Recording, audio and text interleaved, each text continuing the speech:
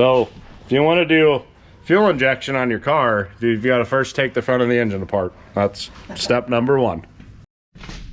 Yep, the valve cover gaskets needed to be replaced. That's how it came off of there. It was stuck most of the way, but it was torn and yeah. So we'll get this all wire brushed up, get the rest of this off of there, put new gaskets on.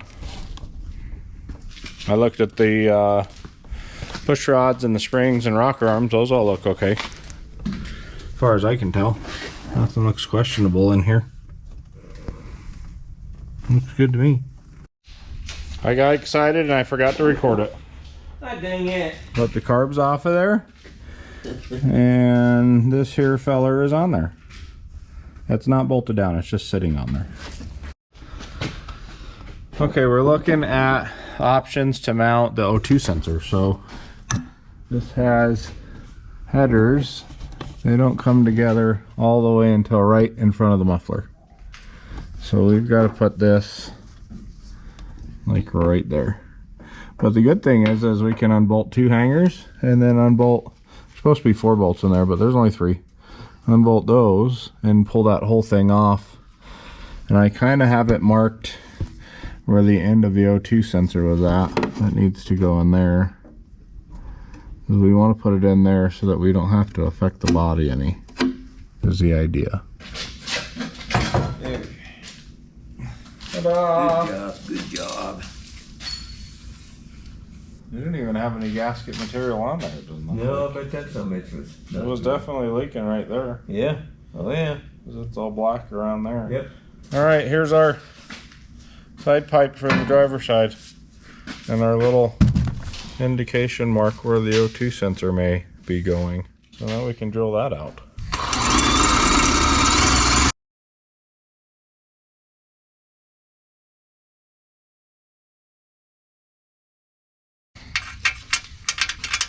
There we go. Nice, pretty. So now what I think I want to do is hang it back on the car, because then we can put it where we need it. Angle that where we need to tack it, and then we could take it back out and I could burn it in. Does that sound good to you guys? Good, we don't care. We're doing it anyways.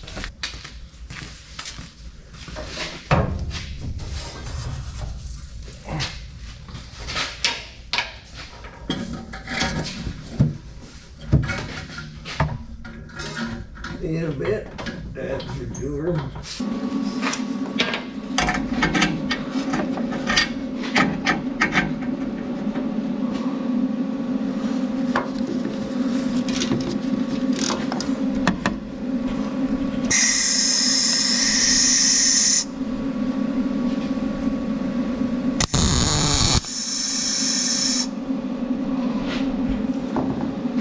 Oh yeah.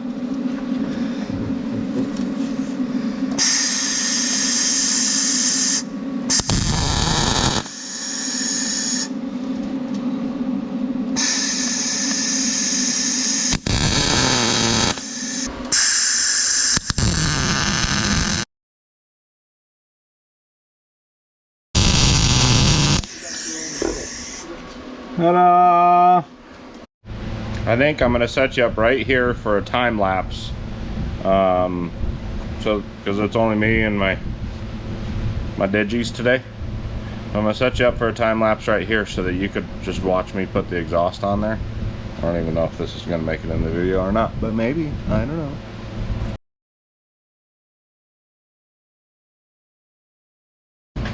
All right, it's hanging on there, and I used the this stuff, Ultra Copper exhaust gasket maker for that there. It is hanging way down, but that's okay. I'm gonna wait for it to dry and I'll trim it off of there. Maybe I'll move the light out of the way so it doesn't drop down on it. But those 4 are bolted on there. Interestingly enough, that one was not even on there when we started, and the other 3 were loose, so that was clearly an exhaust leak. And then right here where this hanger goes, there's a hanger here and a hanger here. See how there's a big space there? I'm gonna see if I could find some rubber and pinch that up there. I'll just Loctite those bolts in there. So that went pretty decent. It wasn't that big of a deal to do that by myself.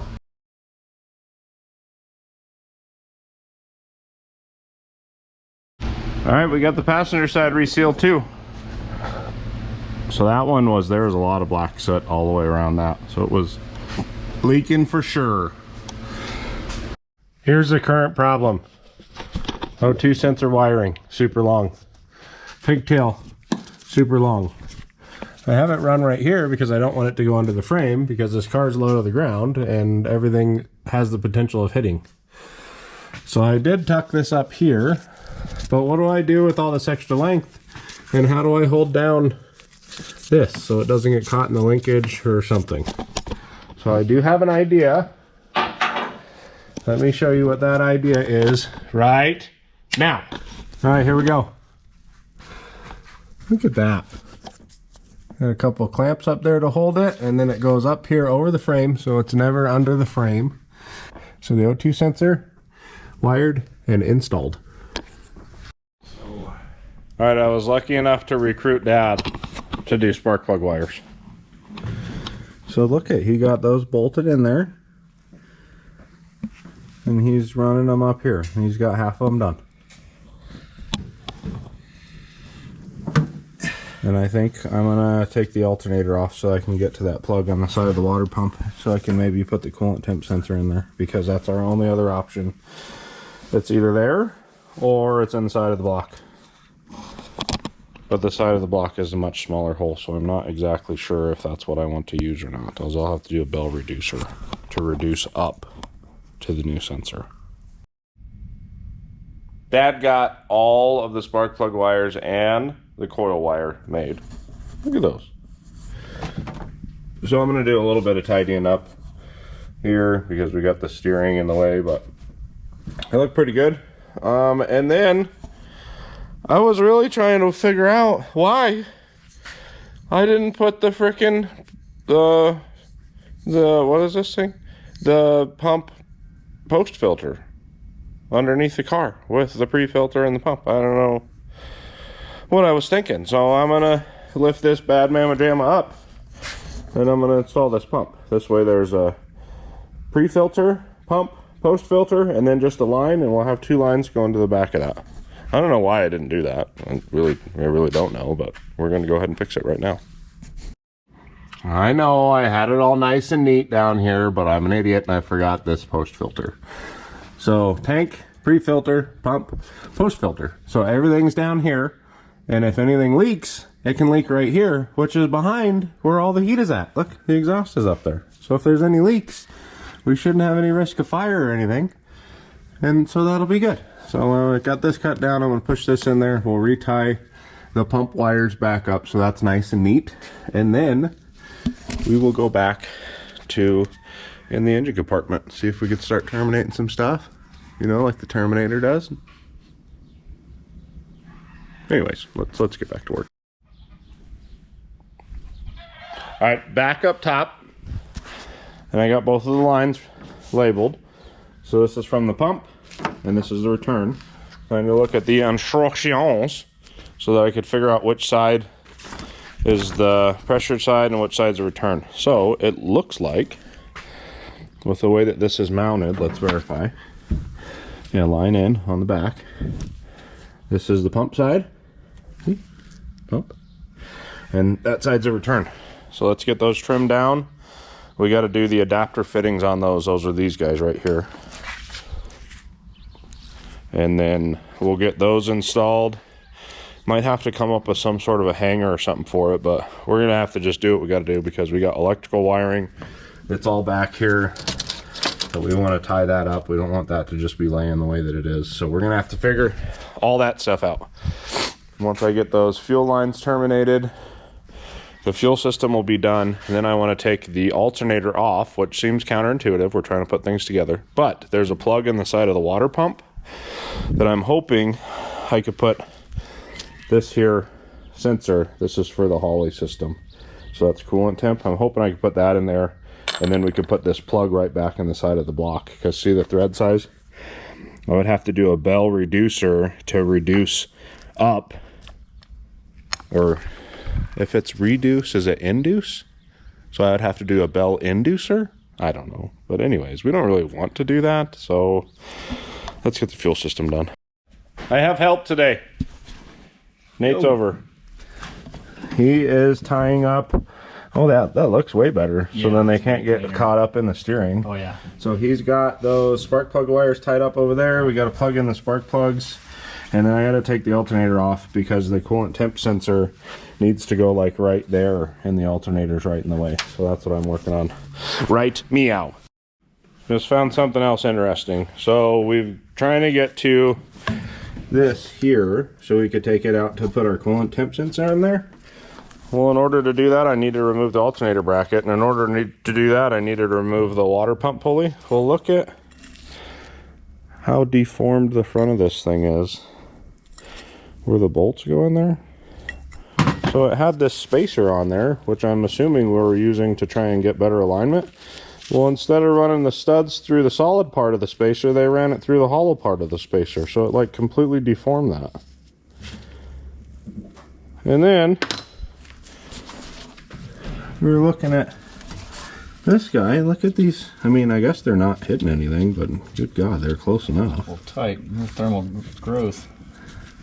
I feel like we're gonna have to fix some of that. And then also, look at the inside of this freaking coolant pipe. It's like, I'm pretty sure this is like a piece of fence tube or something. And it's rusted out pretty good. So the fun continues. I think we just need to have the camera permanently on. So in the process of taking off the bracket that's in the way of the plug that we're trying to remove for the sensor we're trying to install, we broke a bolt clean off. What lefty too loosey. So that goes straight into the front of the block. So we're gonna take the water pump off now, and I think that water pump's not gonna go back on there because it's looking pretty crunchy anyways. It's an old cast iron one. This car has cooling problems, but man, that sucks because now we got to get that out of the block. Fun times, real fun times. So since we got to take the water pump off of there, maybe we should just get you set up so that you could watch me break all the rest of the bolts off, I guess. You know what I might do? Yeah. I might just put these back in there loosely, take a picture so that I know when I go to reinstall it where things go. Yeah. Those are the only two brackets that are on there, but I'm sure I could screw that up somehow. Yeah, you gotta go ahead and get a picture. The good thing is I mean, if all else goes horribly wrong here, we've got a Cleveland on the engine block, or on the engine stand right here. Yeah. Oh, boy. Okay. This is fun. This is fun. Oh my God. Alright, we broke 2 bolts so far. That's fun. Really fun stuff, guys. Really, really great. It's like if it doesn't break free right away, it's breaking. Because these ones, I just put a little bit of torque on, they just break free right away, come right out. If it don't do that, then it's just going to break. I mean, we're almost at a point where the spark plugs maybe don't even matter. That's true. If we can't have a cooling system on it, then it doesn't make much sense to run it, you know? That's true.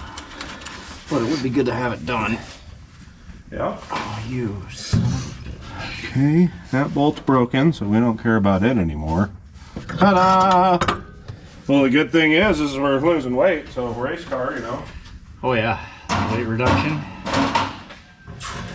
We don't need the cooling system on this thing to go fast. No, you know, you at least get around the block. Yeah. And how to take a very running car and make it not that. Sorry, Jay. Sorry.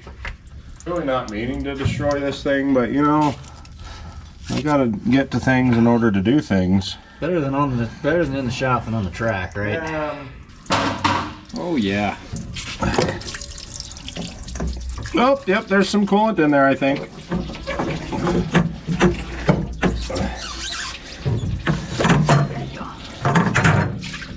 So this bolt's broken, and that one's broke. That's right where a passageway was at, and the reason why it broke, look at coolant was leaking around it. Yeah. So this was gonna either schedule its own time to be done, or we were gonna do it. Oh, I didn't notice that.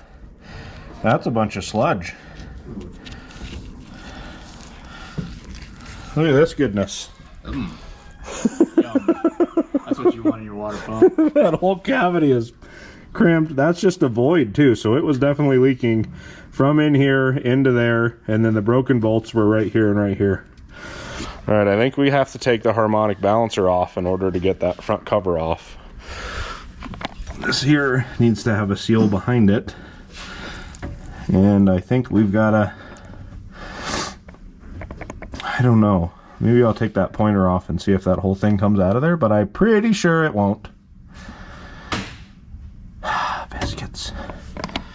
Let's get you mounted back up so you can see the chaos here. Oh, yeah, losing a lot of pressure in the coolant system. Ask me how I know. But that won't mean your stuff won't stay cool. When you inspect the Dodge truck in the driveway, I'll show you all the coolant leaks. Son of a biscuit. What I'm looking at is that plate has got a seal behind it and in front of it. Yeah. That's got to come off, and it looks like it goes down. Maybe around that, I don't know. So it looks like the front crank seal is in this plate, which means that we got to drain the oil. Oh, boy.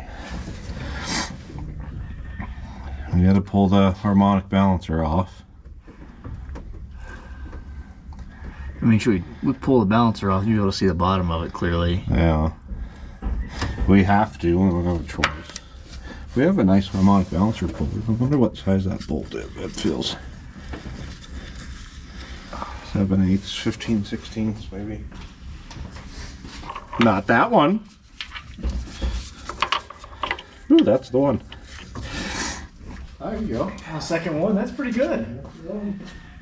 Alright. Yeah, so it's gonna want to rotate around.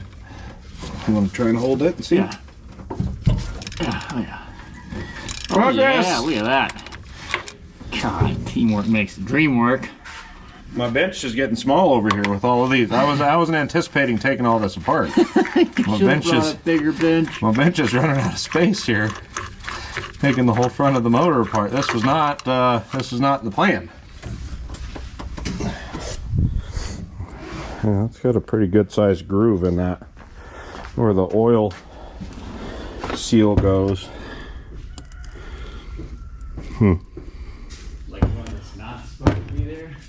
Yeah, it's just, I mean, this is probably the original one, and this thing's coming apart. See how the rubber's pushing out of it? Yeah. That's not good. Let's see that groove that's in there. In here, yeah. So it's not. We're probably going to end up buying a harmonic balancer too. Yay! What a pain in the dick. Alright, let's figure out how to get this front plate off of there so we can try and get some bolts out of this damn thing. Should be able to just flathead it or something. So all of this to get to this stud and that stud so we can hopefully get them out of there. So I think what we're going to have to do is wad up some rags and get in there because we don't want to get any slag or anything on the timing chain or the gears.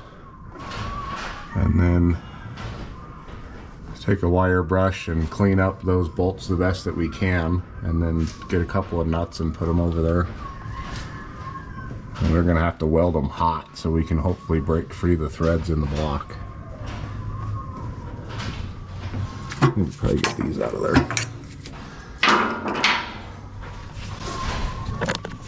So if you want to do fuel injection on your car, you've got to first take the front of the engine apart. That's step number one. We got these rags in there. So now what we're going to do is we're going to wire brush this up really good. Get some nuts that'll go over there and burn those in there hot, and then hopefully that'll help us break those free. Wish me luck. This kind of stuff sucks, but it's part of doing the project.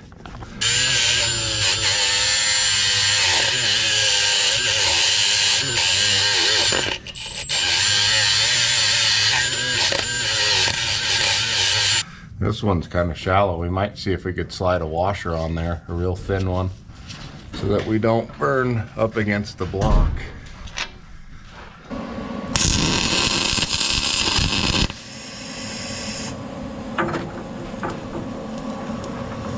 That might be a little too hot.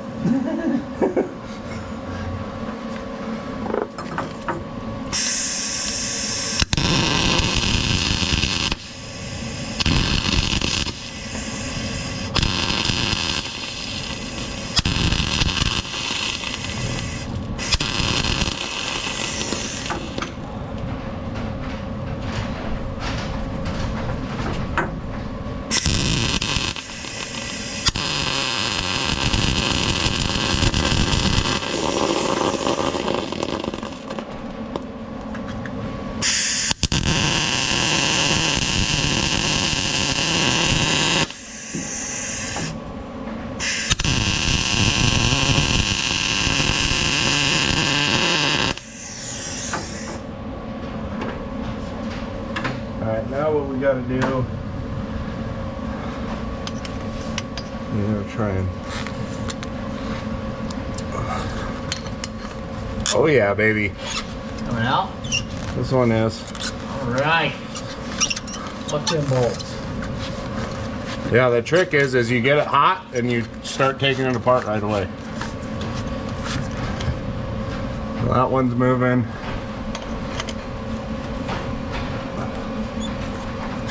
Keep your year distributor on you in the garage. There we go. Oh yeah, dude. Okay, so North Carolina just passed constitutional carry. did they? Yes. So now we know the real reason you're moving back home. Yeah, you're gonna have to go do a concealed carry course. How can we start? Colorado's trying to go the exact opposite. That's not surprising. Oh my God, am I so relieved right now. Yeah, they both coming? Yeah. Look at you. This trick I learned in Nam. That man uses since Nam. Oh my God, Jay, I'm so relieved. I'm so relieved that I don't have to fucking figure out how to replace your engine in your goddamn car here, bud. Oh man, that is good. We can save those as souvenirs. Give him one. The bolt that almost cost you a new engine.